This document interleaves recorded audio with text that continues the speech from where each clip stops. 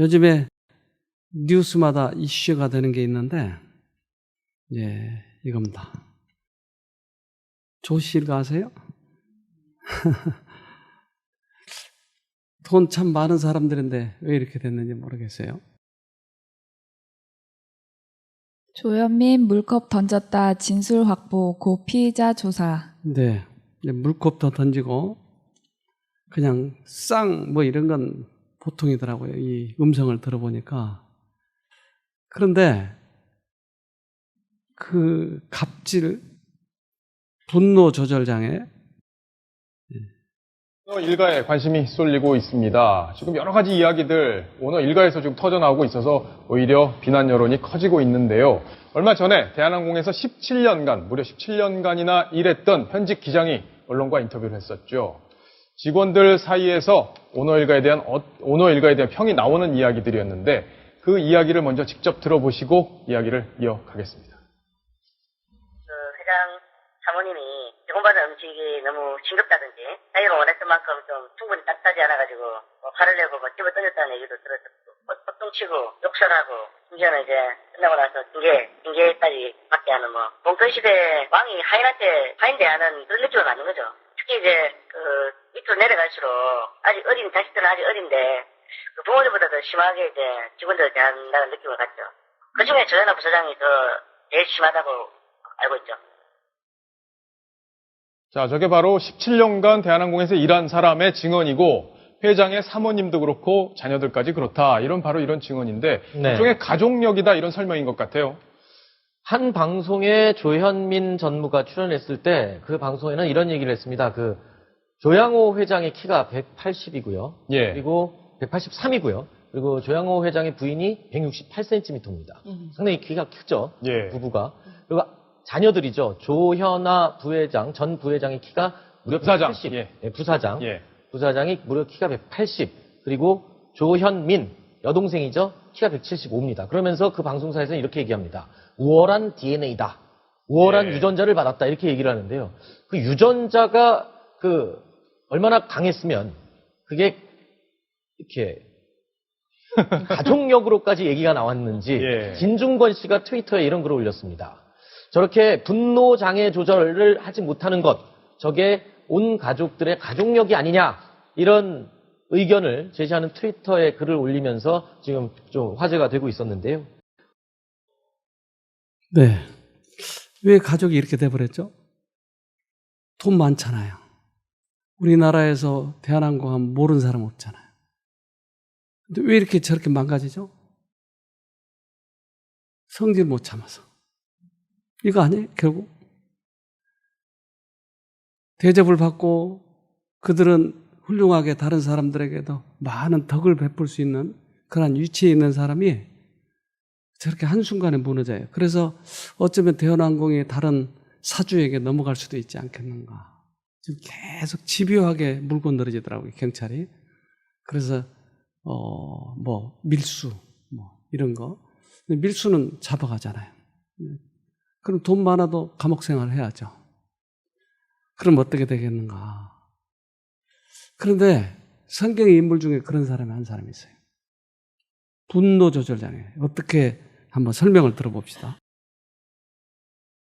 요한과 그의 형 야고보가 그리스도에게 처음으로 왔을 때 그들은 우리의 아들이란 별명을 받았다. 그들은 오만하고 자신에 찾고 야망과 혈기가 충만했으며 피해를 입을 때에는 격분에 떨었다. 그들은 종종 복수심에 불탔으며 기회가 있을 때에는 꼭 그것을 갚았다. 이러한 것들은 참으로 심각한 결점들이었다. 그리고 요한이 특별히 쾌활하고 고상한 성격 때문에 제자로 선택된 것이 아니라는 것은 분명하다. 이러한 우리의 아들, 성질나면 못 참고 복수하고 이런 것 때문에 예수님이 택했다고요? 그러면요, 왜 예수님이 그를 택했죠? 이해가 되세요? 분노 조절 장애잖아요, 지금. 요즘에 점점 많아져 가요, 우리나라도. 그래서 이제 2016년에는 2배 가까이 여자도 그렇고 남자도 그렇고 왜 이렇게 많아질까요? 20대 여성들이. 그래서 성경에는 이 요한에 대해서 이렇게 얘기합니다. 마가복음 3장 17절 또 세베대의 아들 야고보와 야고보의 형제 요한이니 이 둘에게는 보아너게 곧 우레의 아들이라 이름을 더하셨으며 네. 그래서 우리의 아들이라고 하는 이름을 지어줬다. 여러분은 누구 아들입니까? 하나님의 아들입니까?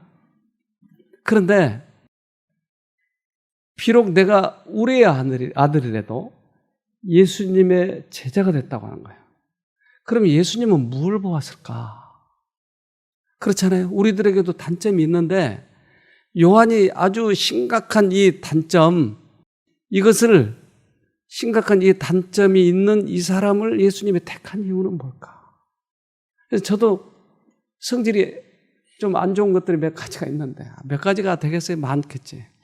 제가 알기에 몇 가지가 있다. 이걸 고치면 나도 꽤 쓸만한 인물일 텐데 왜 안 고쳐질까? 근데 나 같은 사람도 하나님께서 택하시겠느냐 하는 거죠. 요한을 택한 걸 보면. 그러나 예수는 이러한 꺼림칙한 외적인 결점들 밑에 숨겨진 열성 있고 진지하고 사랑스러운 마음이 있음을 간파하셨다.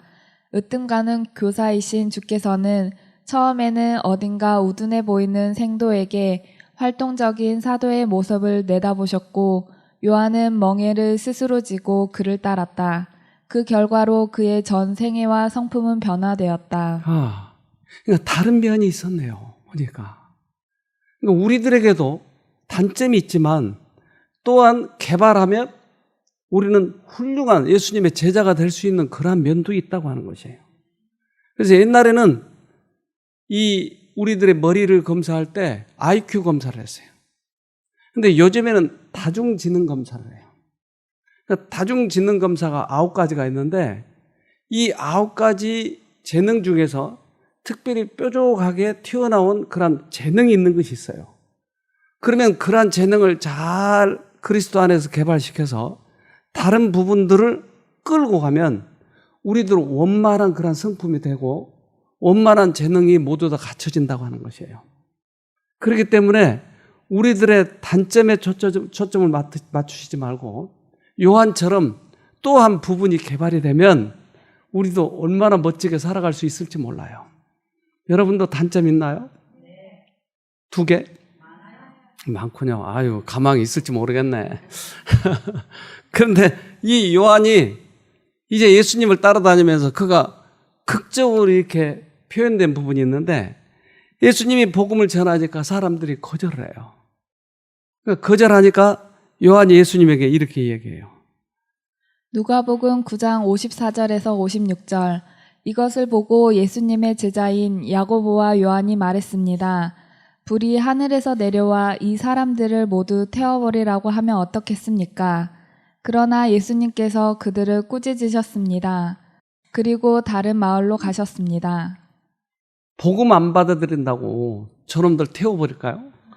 확 불질러 버릴까요? 아직도 분노 조절 장애가 아직 해결이 안 됐어요, 이 사람은. 성질 나니까 얘기해버린 거예요.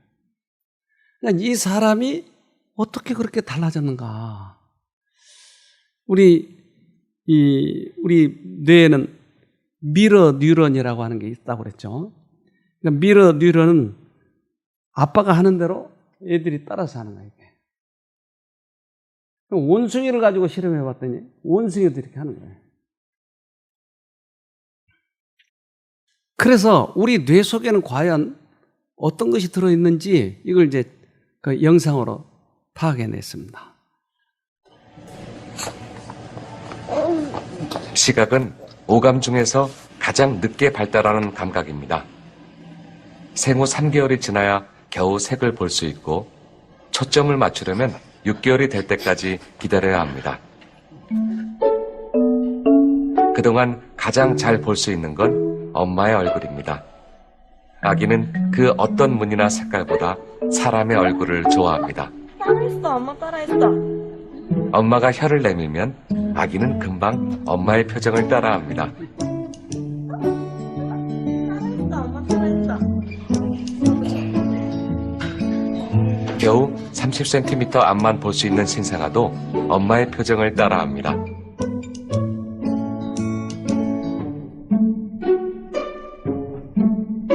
선명하게 보이지 않아도 직감적으로 표정을 흉내내는 것입니다.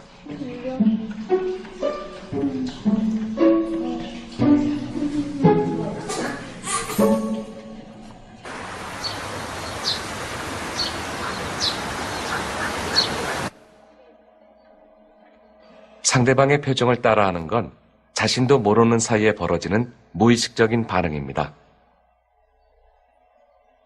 전극을 붙인 상태에서 표정을 지을 때 어떤 근육을 주로 사용하는지 관찰했습니다.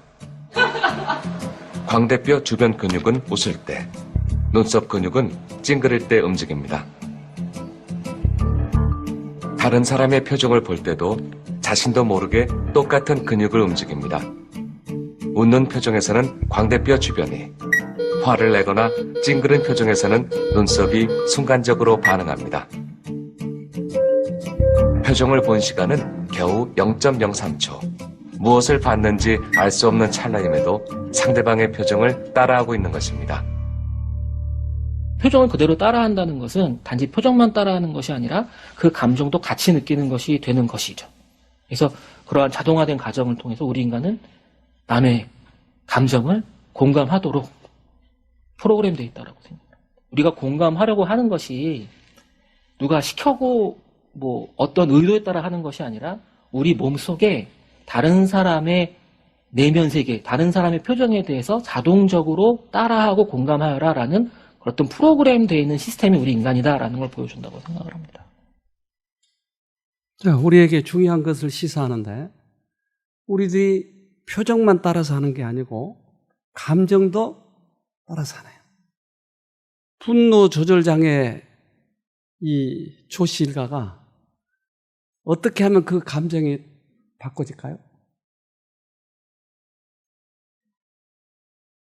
분노 조절 장애 없는 사람을 쳐다보면 되지 않겠어요? 그러면 감정이 따라서 되니까. 그럼 몇 사람이 있어요? 한 사람밖에 없네요. 그러니까 그분을 쳐다보면 조씨 일가가 굉장히 이제 사람들에게 존경을 받을 텐데 이걸 못하네요. 이걸. 우리도 마찬가지죠. 그래서 요한이 그가 예수님의 가장 사랑받은 제자가 된 이유는 뭘까요? 예수님을 끊임없이 쳐다봤죠.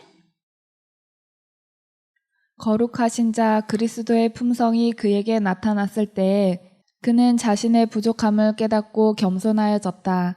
날마다 그의 마음은 그리스도에게로 이끌려 가게 되어 마침내 그는 자기 주님에 대한 사랑에 자신을 잊어버리게 되었다. 네. 그래서 예수님을 끊임없이 바라보면 우리 자신을 보지 않게 되는 거예요. 내 자신을 보고 있다고 하는 것은 사실은 나에게 역사했던 사단의 형상을 보고 있는 것이에요.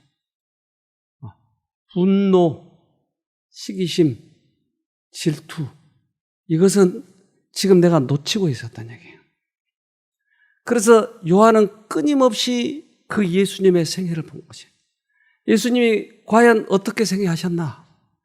모든 것을 보면 고통당한 자를 구해주고 불쌍한 자들을 그들이 예수님이 구해주시고 억울하고 힘든 사람들에게도 자비를 베푸시고 문둥이를 고치시고 이 세상에 가망이 없는 그런 사람들을 그리고 그는 왕이시면서도 겸손하신 것이에요. 이것을 요한은 보게 되었다고 하는 것이죠. 그는 하나님의 아들의 일상 생애에서 권능과 친절, 위엄과 온유, 능력과 인내를 보고 경탄에 맞지 않았다. 그는 자기의 분개하기 잘하고 야심 많은 성질을 그리스도의 고쳐주시는 능력에 굴복시켰으며 거룩한 사랑을 그의 마음속에서 품성의 변화를 이룩해냈다. 네. 그래서 그 보는 것과 자기의 성질과 부딪힐 때는 자기를 굴복시킨 것이에요. 이게 요한이 사랑의 사도가 된 동기다 이 말이죠. 그러면 우리도 사랑의 사도처럼 될 수 있을까요? 그렇다니까요. 요점은 뭐죠? 요점? 네, 쳐다보고 굴복하는 거예요. 근데 어린애들은 이것을 훨씬 더 잘해요. 어린애는. 아까 봤잖아요. 혀 내민 거 봤잖아요. 그러면 여러분은 어른이에요, 어린이에요? 어린이면 좋겠는데 너무 많이 어른이 되어버려가지고 어린이들이 어떤지 봅시다. 아이들의 편견은 어떻게 만들어지는가? 와인잔을 가득 채우는 모습을 카메라로 찍은 다음 그것을 아이들에게 보여줘 봤습니다. 아이들은 TV에 대해 어른들과 다른 태도를 갖고 있다는 걸 곧 볼 수 있습니다. 자, 동건아, 이 네모 상자를 이렇게 확 엎으면은 주스가 어떻게 될 것 같아? 엎어져. 어떻게 된다고? 엎어져. 엎어져요? 쏟아져요. 흘려요. 흘려요. 아이들은 TV 안에 잔이 있다고 생각합니다. TV를 기울이면 와인도 쏟아질 거라고 믿습니다. 보이는 것을 그대로 믿어버리는 겁니다. 텔레비전에서 보이는 모든 게 아이들에게는 진실이 됩니다. 믿을 수 없다면 다음의 실험을 보시죠. 아이들을 세 그룹으로 나눈 뒤 첫 번째 그룹에게는 인형을 공격하는 모습을 보여줍니다.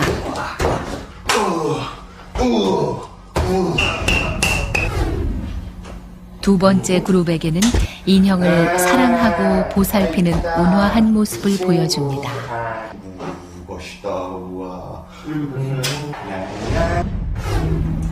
세 번째 그룹은 인형에게는 별다른 관심을 보이지 않는 무관심한 모습을 보여줍니다.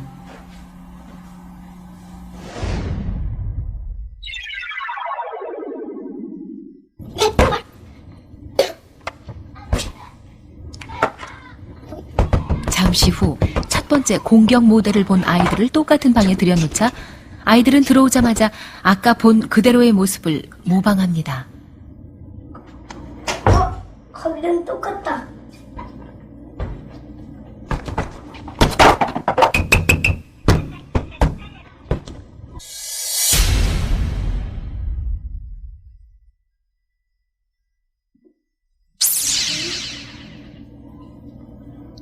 두 번째 친절 모델을 본 아이들입니다. 아이들은 옆에 칼이 있어도 그것을 사용하지 않습니다. 정확히 자신이 본 행동을 그대로 따라합니다. 7명 중 3명 친절 행동 모방, 공격 행동 보인 아이 1명도 없음. 세 번째 그룹 역시 자신이 본 대로 합니다. 매체의 영향이 이렇게 엄청났다는 것 알고 계셨나요?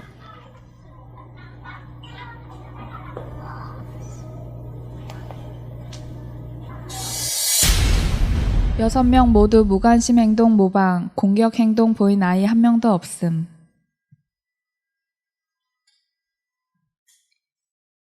아이들이 어른보다 낫죠? 아이들은 보는 대로 따라서 해요. 그래서 너희들은 어린아이와 같지 않으면 결단코 천국에 들어갈 수 없다. 그러니까 예수님을 보면 보는 대로 따라서 해야 될 텐데 우리는 어른이 돼가지고 TV 속에 잔이 있어. 그건 넘어져도 절대 흘리지 않아. 이것을 우리는 예수님과 우리 사이에 적용을 해버린 거예요. 지식은 그래. 그러나 행동은 따로 해. 이게 우리가 변화되지 않는다고 하는 이유죠. 요한은 예수와 같이 되기를 갈망하였다. 그리고 그리스도의 사랑에 변화시키는 가마 아래서 그는 온유하고 겸손하게 되었다. 자아는 예수 안에 감추어졌다. 동료들 중 어느 누구보다도 요한은 그 놀라운 생명의 능력에 자신을 복종시켰다. 그가 원하는 것은 예수와 같이 되기를 갈망했던 것이. 이게 요지였어요.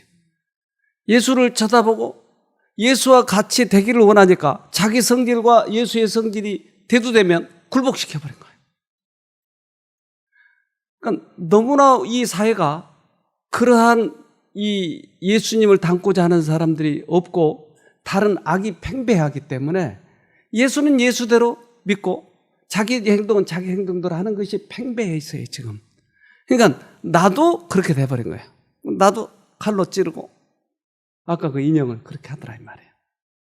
그러나 예수님은 예수님의 그 생애를 아주 끈질기게 따라가고자 갈망한 그에게는 특별한 변화가 일어났어요. 그는 예수님께로 가까이 나아가 그분의 곁에 앉아서 그분의 가슴에 기대곤 했다.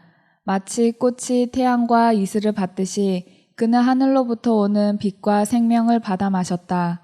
사랑과 순경의 마음으로 구주를 바라보는 중에 그리스도의 형상을 담고 그분과 더불어 교제하는 일이 그의 유일한 소망이 되었다.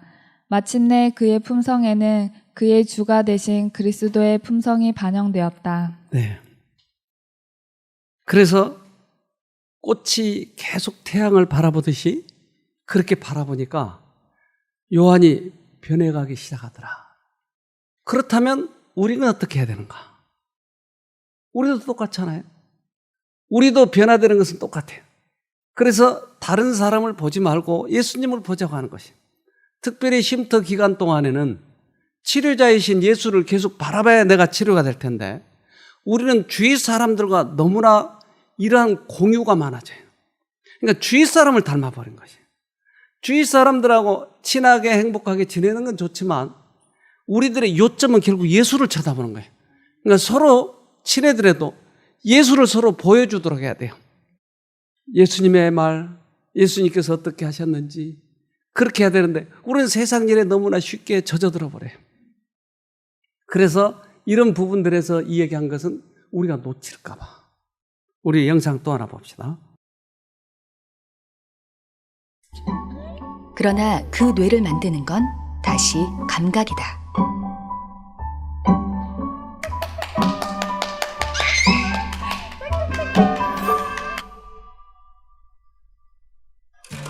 태어날 때 성인 뇌의 25%에 불과하던 뇌는 새롭게 배우고 감각하는 동안 폭발적으로 성장한다. 성인이 돼도 뇌는 변화를 멈추지 않는다.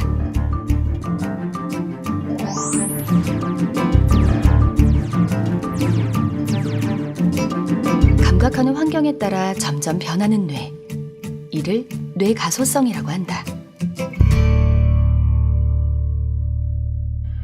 가소성 하면 이제 한문이라서 좀 어려운 말 같은데 이제 영어로는 플라스티시티. 그러니까 플라스틱을 생각하시면 됩니다. 플라스틱이 우리가 자유자재로 변형이 가능하다. 그래서 가소성은 변형이 가능하다는 것입니다. 그게 어떻게 보면 뇌의 가장 강력한 특징이며 무기라고 할 수 있을 텐데 만약 가소성이 없다면은 그냥 태어난 상태의 뇌를 가지고 평생을 살 테고 우리가 뭔가를 새로운 걸 배우거나 기억할 수가 없을 테고 뇌 손상이 있을 때 회복이 안 되고 회복된 손상 상태로 살 수밖에 없는 그런 한계점을 가질 수 있는데 그런 것들을 극복할 수 있게 해주는 기능이라고 합니다. 가소성, 플라스틱 재료를 넣고 어떤 그 모양의 그 기계 거기에다가 넣으면 그 모양 그대로 찍혀 나오듯이 우리들의 뇌도 쳐다보는 데에 따라서 변화된다고 하는 것이 이것을 이 과학자들이 밝혔다고요. 그러면 우리도 지금 바뀔 수 있을까요? 이렇게 나이가 먹었는데도요? 그렇다니까요. 그래서 엊그저께 영상을 보여줬잖아요. 노인의 뇌도 세포가 자라더라. 그러니까 그건 한계가 없어요. 어떤 사람이든지 쳐다보면 바뀔 수 있다고 하는 것이 가소성이 있으니까. 나는 안 돼. 그렇지만 아니 우리들의 모두에게도 다 가능성이 있는 것이에요. 나이가 많은 사람도 적은 사람도 관계없다니까요. 그러니까 요한이 변해됐듯이 우리도 변해되기를 원한다면 단 한 가지 할 수 있는 것은 쳐다보는 것이에요. 그분이 말씀하실 때 어떻게 해야 돼요? 굴복해야 돼요. 그분이 말씀하실 때 굴복해야 돼요. 사도 요한의 생애 가운데 참된 성화가 예증되어 있다. 그리스도와 가까이 교제한 세월 동안 요한은 자주 구주에게서 경고와 주의를 받았다. 그는 이 견책들을 받아들였다. 거룩하신 분의 품성이 그에게 나타났을 때에 요한은 자신의 부족을 알았으며 그러한 계시로 인해 겸손하여졌다. 참된 성화에 대해서 지금 설명하고 있는 거예요. 요한은 참된 성화를 이룬 사람이었어요. 그는 우리와 같은 사람이라고 그랬어요. 그런데 그런 사람이 어떻게 가장 온유하고 부드럽고 친절한 사람이 되었느냐? 그것은 바로 이 가소성 때문에, 끊임없이 예수를 쳐다보는 것 때문에. 그래서 그 요한은 언제나 예수 곁에 있기를 원했어요. 나이도 가장 어렸지만 언제나 예수 곁에서 떠나지 않으려고 했어요.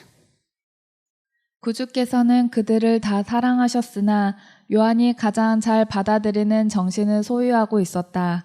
그는 다른 제자들보다 나이가 어렸으며 어린이가 의지하는 신뢰 이상으로 예수께 그의 마음 문을 열었다. 이와 같이 함으로 요한은 그리스도에게 더 큰 위로가 되었으며 구주의 가장 심오한 영적 교훈이 요한을 통하여 당신의 백성에게 전달되었다. 네.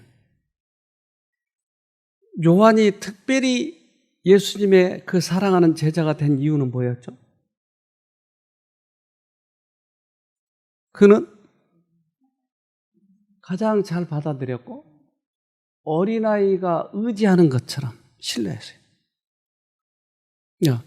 우리가 누가 더 성질이 좋냐 나쁘냐 이걸 따지지 않네요. 성질이 아무리 개팍해도 가장 잘 받아들이고 신뢰하는 그 사람을 하나님께서는 귀중하게 보시네요. 그 성격을, 그 기질을. 그러니까 우리들도 이것을 길러야 될 텐데 왜 우리는 안 되느냐? 이걸 우리가 나를 체크해 보자는 거예요.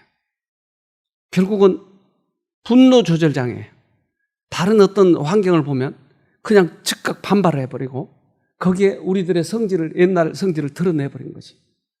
그러나 꾸준히 예수님을 쳐다보면 내 성질이 어떠하든지 관계없이 나는 변화해 간다니까요. 나도 모르는 사이에 변화해 들어간 거예요. 내가 나를 바꾸는 게 아니고 그분이 나를 바꿔 놓는 것이에요. 그래, 플라스티라고 하잖아요. 플라스티시티. 그러니까 그것처럼 가소성이 있다고 그러잖아요. 가소성이 있는 우리를 바꿔놓는 것이에요.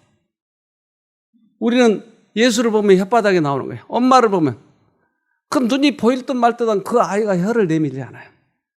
그것은 우리 속에 그러한 성질이 있다니까요. 누구에게든지. 그러니까 내가 어떠한 환경 속에서든지 쳐다보느냐 아니냐 하는 거예요. 이것이 우리를 좌우하는 것이에요. 그래서 예수님이 오셨을 때 요한은 언제나 어디 있었어요? 요한이 언제나 기대고 있었어요. 예수님 곁에. 요한복음 21장 20절 베드로가 돌이켜 예수의 사랑하시는 그 제자가 따르는 것을 보니 그는 만찬석에서 예수의 품에 의지하여 주여 주를 파는 자가 누구 오니까 묻던 자러라. 네. 만찬석에서 언제나 예수하고 붙어 있었네요. 의지하고 있었네요. 그런데 그 제자를 뭐라고 불렀어요? 사랑하시는 제자. 그러니까 제자들도 특별히 요한을 사랑했다고 하는 것을 알고 있었어요.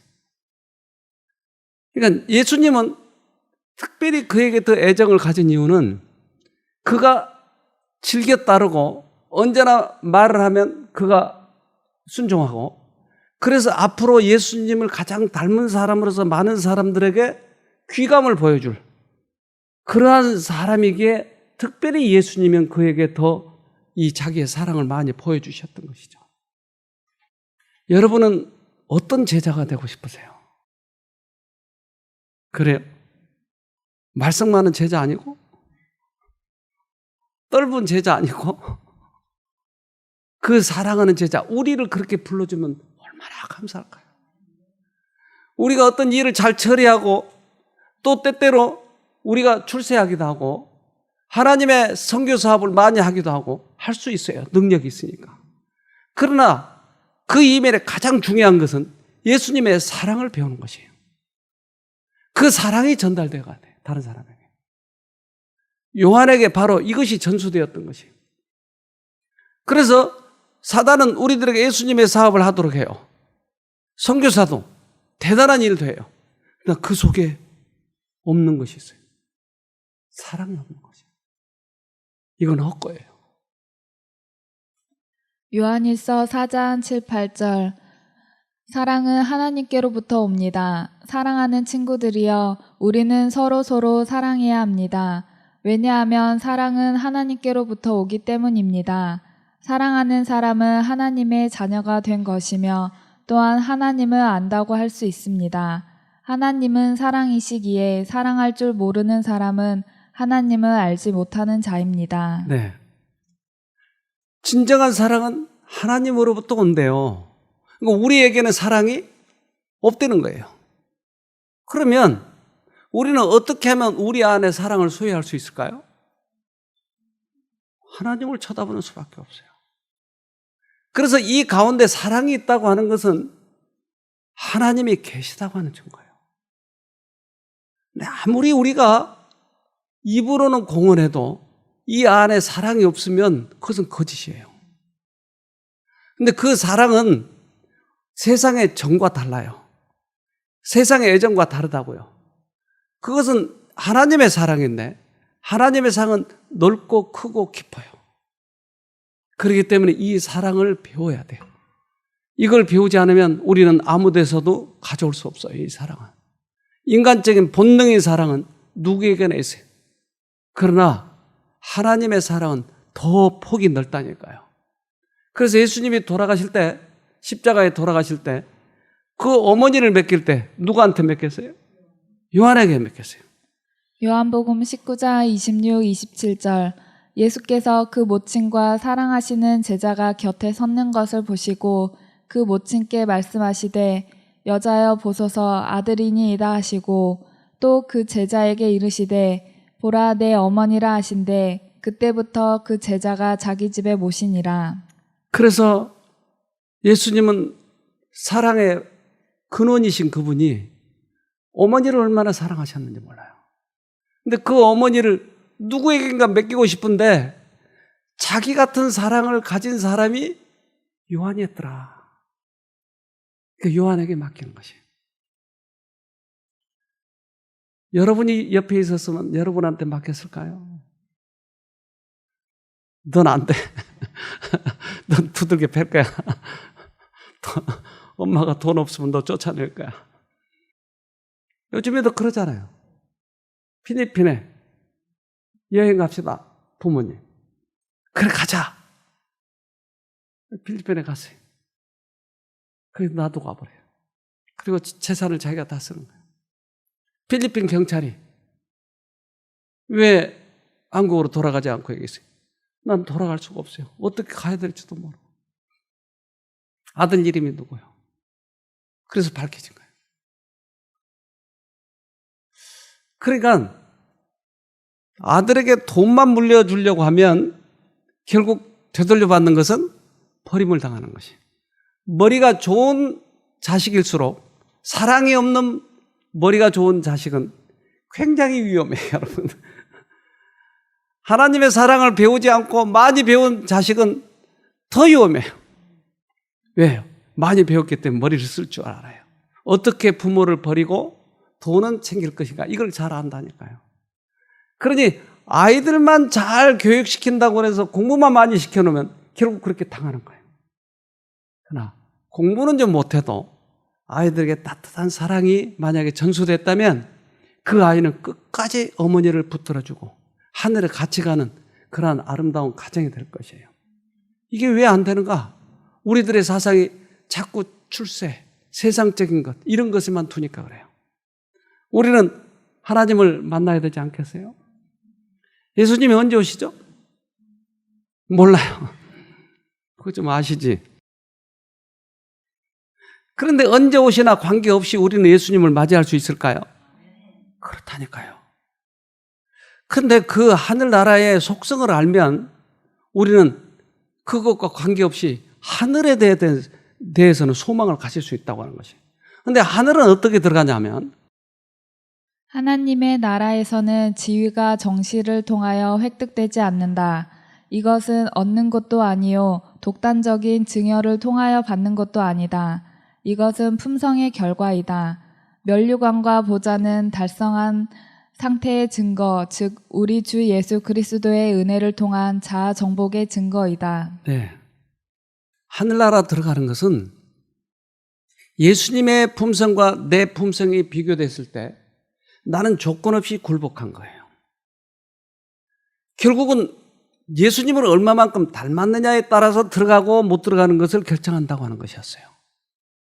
우리가 착각하는 것은 우리들이 어떤 큰 일을 이루면 그것으로서 하늘 들어갈 것처럼 착각하는 것이. 그런데 여기 분명히 얘기했잖아요. 예수님 안에서 우리 자아가 굴복되고 예수님을 닮은 그러한 사람만 들어간다고 하는 것이에요. 그러니 우리들이 하늘 들어갈 때 어떻게 들어가야 되는지를 우리 마음속에 이것이 확실히 정리되어 있다면 우리는 다른 것을 구하려고 하지 않을 것이에요. 끊임없이 예수를 닮아가면서 살아가려고 할 거예요. 하늘이 가까워요. 예수님 곧 온다고 하는 것이. 그런데 하늘의 생애에 대해서 어떻게 살 것인가 우리가 하늘은. 예수님과 우리는 결국 우리 아버지인데 아버지와 우리는 항상 닮아야 되지 않겠어요? 예수님의 품성이 우리 안에 들어와 있어야 되지 않겠느냐는 것이죠. 그러니까 요한은 언제나 성경에다 가장 중요한 것을 계속 쓰고 있었어요. 뭐였어요? 사랑이었어요. 요한일서 1장 1절로 3절 태초부터 있는 생명의 말씀에 관하여는 우리가 들은 바요 눈으로 본 바요 주목하고 우리 손으로 만진 바라 이 생명이 나타내신 바 된지라 이 영원한 생명을 우리가 보았고 증거하여 너희에게 전하노니 이는 아버지와 함께 계시다가 우리에게 나타내신 바 된 자니라. 우리가 보고 들은 바를 너희에게도 전함은 너희로 우리와 사귐이 있게 하려 함이니 우리의 사귐은 아버지와 그 아들 예수 그리스도와 함께함이라. 네. 요한은 예수를 만졌대요. 눈으로 보았대요. 확실히 느꼈대요. 그런데 그 아버지에게 생명이 있기 때문에 그 아버지의 생명을 내가 받으면 나도 확실히 생명이 생기는 것이에요. 그래서 요한은 끊임없이 예수를 놓치지 않았어요. 어디 가나. 그래서 그 사랑하는 제자라고 불렀어요. 그리고 언제나 의지하는 제자라고 불렀어요. 저는 이곳 34년 전에 이곳에 왔을 때 정말 이곳이 황량했어요. 그러니까 애들이 지렁이를 잡아가지고 찍찍 늘리면서 이렇게 놀고 재밌다고. 그게 처음에는 메뚜기도 못 잡아요. 무섭다고. 나중에는 지렁이를 잡아왔다고 보니까 뱀을 잡아온 거예요. 뱀을 가지고 놀고 이건 다행히 그 독이 없는 새끼뱀이라 다행인 거 같아요. 찍찍 늘리면서 놀고. 그러니까 이곳에서 놀 게 뭐가 있어요. 그러니까 맨날 산에 올라가는 거야. 어느 날 요 뒤에 산이 비탈지잖아요. 근데 얘들하고 이게 비료포도가 그래서 서로 그걸 가지려고 그래. 비료포도. 눈이 오면 그거 썰매 타니까. 위에서 쫙 들어오는 거야. 위험해. 어느 날 보니까 그 내려오는데 우리 두 애들 제일 빨리 내려요. 제가 아주 너무 위험하게. 그러니까 그러다가 아주 된통 넘어진 거 봤어요. 그러니까 하루 종일 이렇게 노는데 아빠는 일하러 나가잖아요. 그래서 이제 이 시골에 하도 오래 두면 얘들이 또 좀 그럴까 봐 대공원 같은 데 데리고 가면 너무 좋아하는 거예요. 서울에 사는 애들이야 대공원 정도는 뭐 별거 아니지만 우리 애들은 대공원 가면 그렇게 좋아하는 거예요.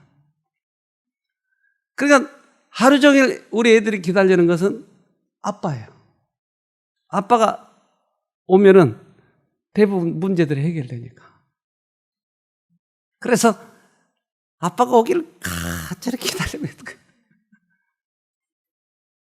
근데 우리 애들이 이제 우리 마당에 모래를 잔뜩 부어놨어요. 놀라고.